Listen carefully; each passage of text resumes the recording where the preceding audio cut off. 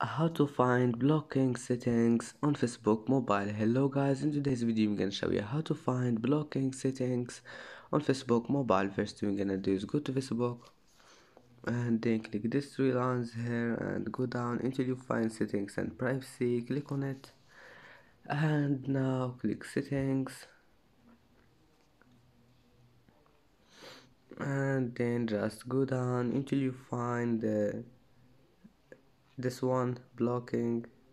Click on it, and as you see here you can manage blocked people on Facebook mobile. Just manage anything you want or add any people here and go back and it will be saved. And that's it for today's video. If you like this video, please don't forget like and don't forget subscribe, and see you in the next video.